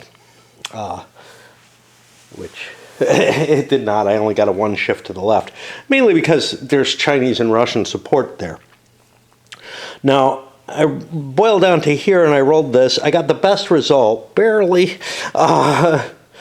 The rogue state's sophisticated infrastructure, online recruiting, communications continue to function as decentralized but organized terror groups. Replace the rogue state with a level 2 terrorist group. And then further, if it was, other stuff happens. And I can make some intel rolls. Anywhere, basically. Which is kind of cool. But it's not quite like, I went to war to destroy this thing, and I'm less impressed with the results. I don't think I want to just attack rogue states. I don't know what to do, because it's hard to move them out of being rogue states, and you don't want rogue states existing, at high levels especially. I was wrong. It's a rogue state level 3 or 4. It disperses, but its size and sophisticated allow it to relocate and live on in smaller groups. Remove the rogue state and replace it with 2 smaller rogue states in the same region. I forgot this was the level 3 there. Damn, that's really not pleasant. So I get two level 1 rogue states in there instead. Although it does have some good other effects, and this is why the media loves me so much, is because I keep going to war. But unfortunately, it's why my party likes me. I have to get that down. That's not good.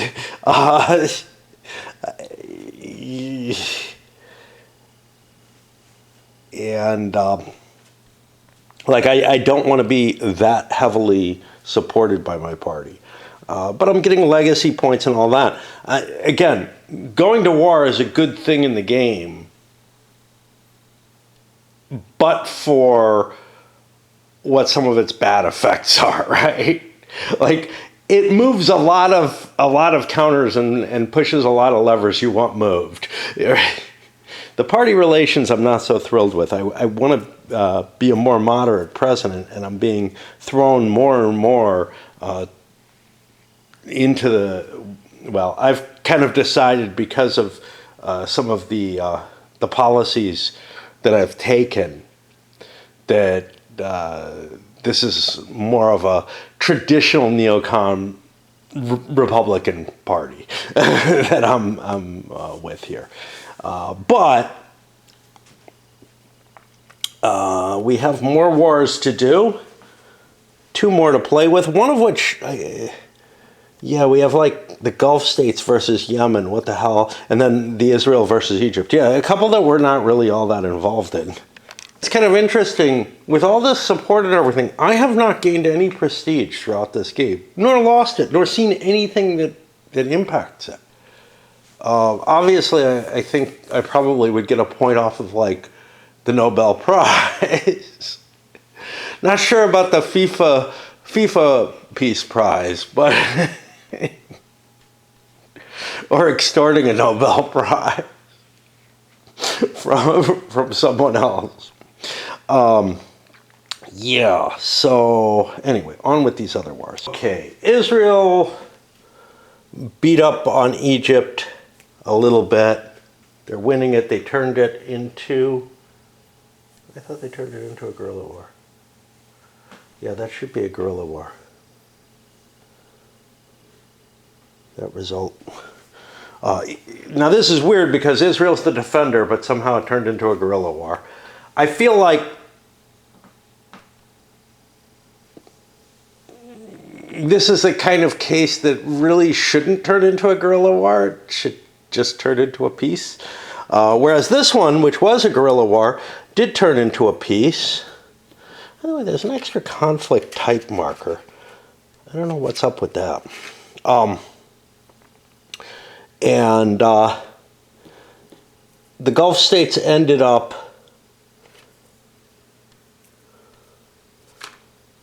giving up their war here. And that has a negative effect. They lost a level of being close to us. We lost some public support, all kind of nastiness just because it was an asterisk result. It was a no clear winner, but I'm fine with that. I'm like, hey, I didn't tell you to go to war, you know? What the hell?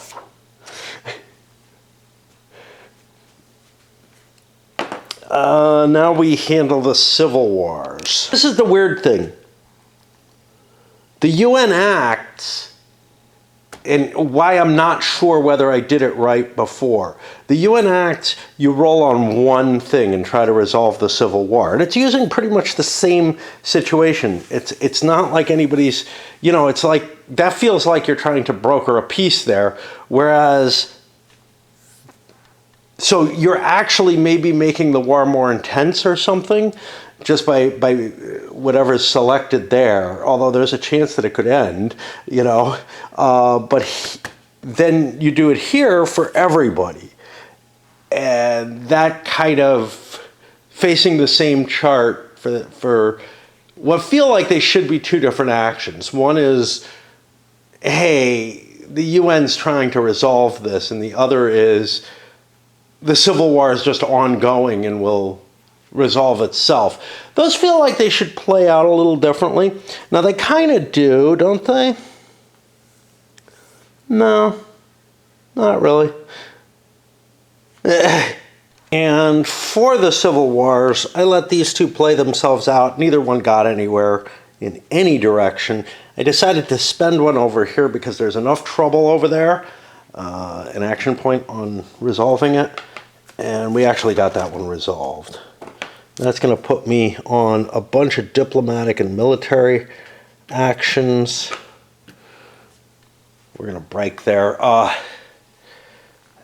Again, I gotta try to remember to remove Chinese influence. But I'm worried about Russia too at this point. Like, they're at a point where they could get a base here. Do I knock their base out rather than focus on the Chinese? The Chinese could end the game on me. I wish I could do one against each. One action left, but I feel like my brain is full and can't handle one more thing on the stack. So I got rid of the Russian influence. I did some intel against these terror groups. It's not optimal because I don't have a focus there. But at the end of the war here, I shifted special ops and intel over into Asia Pacific, which was a free move when I won the war. And then the third thing I did was invited the Australian leader over. That didn't help. I got one more. I don't know what I'm doing with it. Some of my tensions with Japan. By the way, again, I noticed I had tensions that were flipped up, face up. Every now and then I just don't do a step that I'm supposed to do. It's no big deal. Yeah, sure. It could change things materially because the tensions composition is different, but it's really just not that big a thing to fix. SOE impact, okay. I have 2 economic assistance and all kinds of bonuses. What does econ assistance allow me to do? Trending. Okay. I can throw a lot of assistance into Australia and boost them up. That might be my best move. I've got to look, see, I got a couple of these that I could be boosting up to 8, but I'm not that concerned with that. Is there one that's not high enough is really the question. This one could be higher. But I think I'm just going to boost Australia all the way to very close and then take my bonuses here. That gets me to the final set of chip draws, I guess. This is funny. This does not have a plus on it, but it's immediately followed. Wait, no. That's how they always work. Okay. All right, 2 cards, and the next chip will be a draw again. Border skirmish in India. My eyes are getting worse. With Pakistan, increase in India's conflict track. Are we at war with Pakistan? No. Were we? Place 2 tensions on India and 2 on China. No. +1 regional crisis here. Okay. Card, Somali terrorists sabotage Chinese rail project in Kenya. That sounds good. China sends security forces. Maybe not so good. And this is a terrorism event. Hey, but it's a good one, right? +1 regional in Africa. Increase a level 3, 2, or 1 terror group in Africa by 1 level.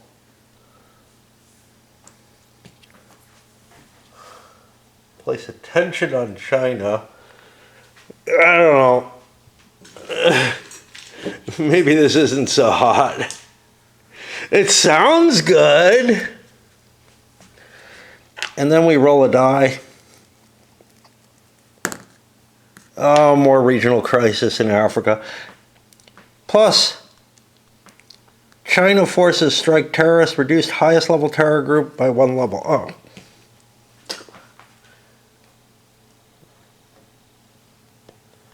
Okay.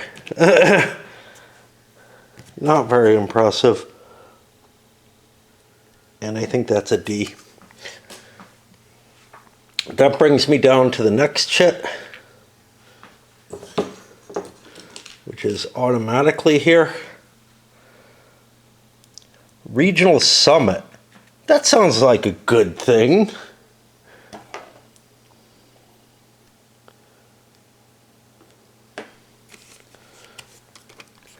Refer to the Regional Summit table. Okay, we'll be back. This is the Middle East, and that means it's going to be a security summit because of the preconditions.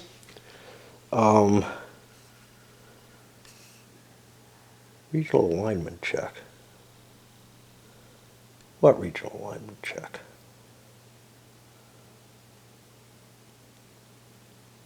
What the fuck are they talking about?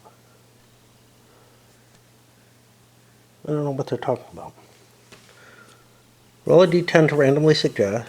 Check that. Check the DRM, and then a roll d10. Oh, here we go. Okay. The alignment is a 7. We get a success, so we're going to get a -1 there. I could spend on this. I have a single very close ally, so I'm at -2 already. There is a problem. There is a war. I don't know what else there is, but so -1.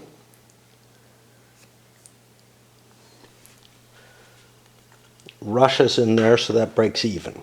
So now what am I risking? I'm going to spend my 2 APs. Really, the thing is that I'm limited mostly in what I need to do the worst by how many opportunities I get to spend stuff. And look, I've done it again. I have a shit ton of APs. I did not take additional actions when I was back here. I can never remember to do that. And that's hurting me. There's no question.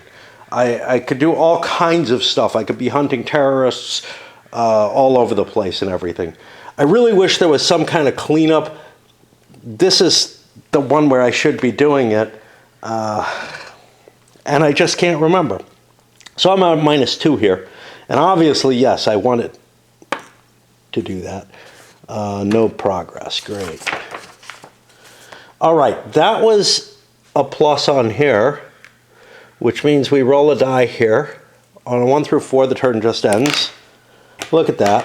So we don't even get any additional opportunities. A fair number of chits left in here. We didn't cover very many.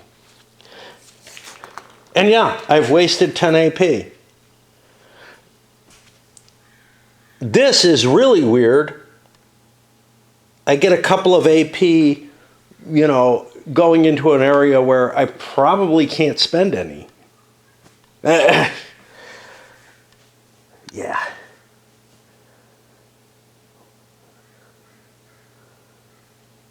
But, yeah, I mean, I'm looking and I see lots of stuff going, and I just never realize that I have got to clear out most of my AP during this period. And it pisses me off because I just keep making that same mistake. And I got to keep making the mistake, Eventually I will learn. And this is one of the reasons I'm playing at the easiest level, because that kind of mistake,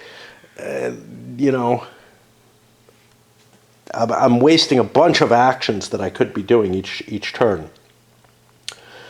I'm doing pretty well given that, so... All right, let's go through the cleanup stuff. And the expansion of terror, always an ugly situation. Sure, I get a bonus in like one place, the Eurozone, where it dropped a little bit. I kind of fucked up, and I don't know. I did something wrong in Central America, but we'll ignore that. It was to my benefit, and I need as much as I can get. Because here we had too many terror groups, and ended up creating a new rogue state in the Asia-Pacific region. And then over here, the rogue states have raised things to a major crisis. So we're going to have to pause and go deal with that. That's WD1. Generated some more terrorism, and the unstable state fell into a civil war.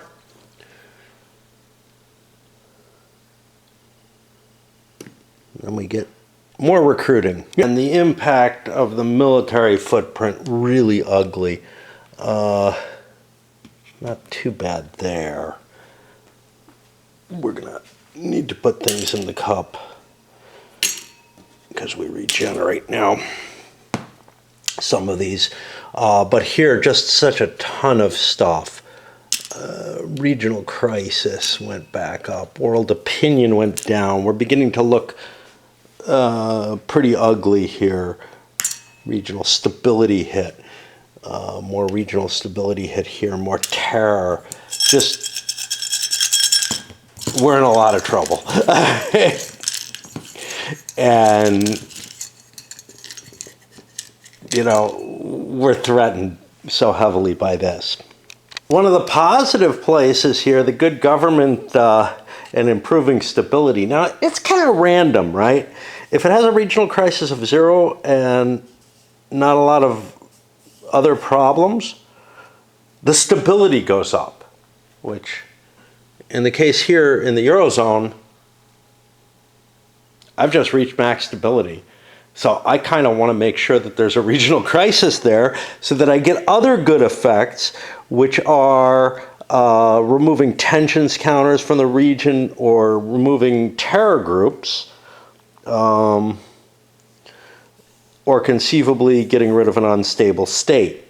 And everything's worked out so that I got some advantage everywhere, but the Eurozone is in a position where I want to make sure that I have a little bit of regional crisis there. Now, I'm not going to try to decrease a regional crisis of 1 probably.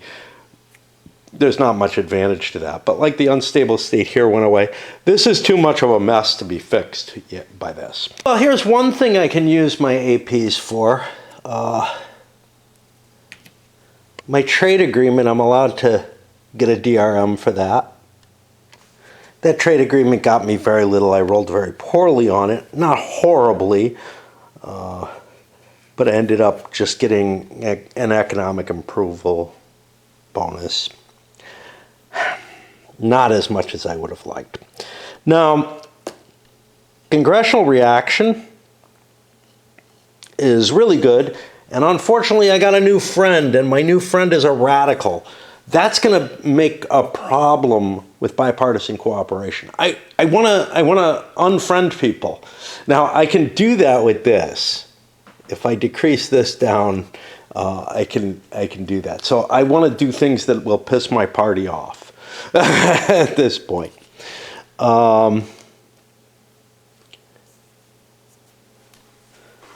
Russia. Nobody's higher than me on any of these tracks. Okay.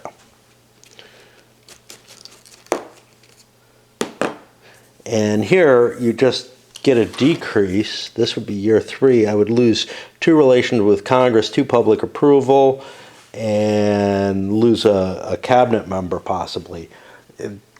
If I was not playing on the, oh no, that's only in the harder. See, this feels like it's kind of natural. That no matter what you do, you start grading on people as a president. Almost any president would have.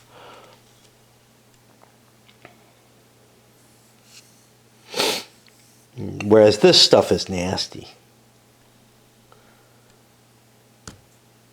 Okay, we're moving into the 4th year then. And we don't do the election until after this, of course.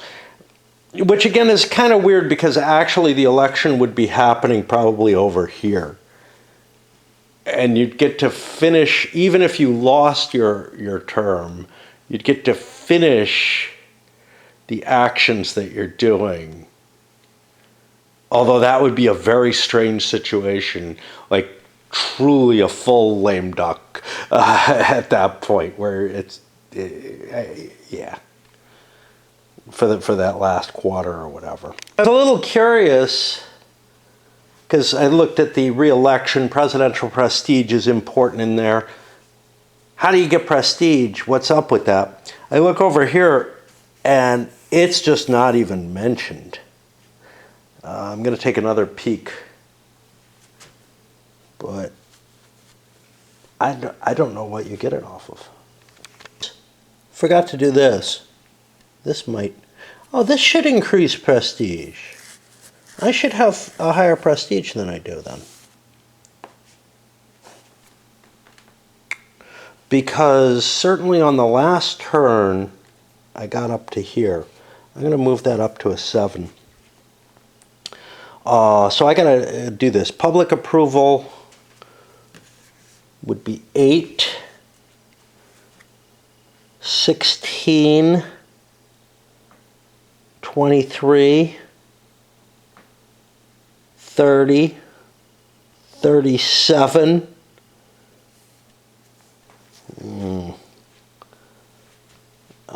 Regional alignments are pretty good. I don't think there's any bad ones. 37 minus 4 rogue states, 33. We're down 1 on allies somewhere. I don't remember where. Here. 33. 32. 31, 30. And we get 2 legacy points off that.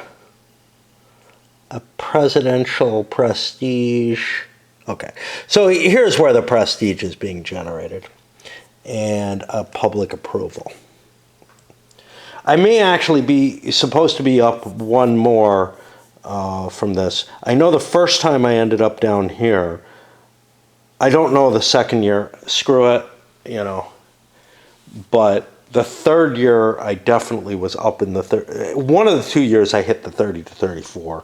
And this year I hit it again, barely. It doesn't feel like I should be there. All right, that means we are going to load this up again. And maybe we'll get through the next year all in one video. I feel like I split this one because of going dancing, I think.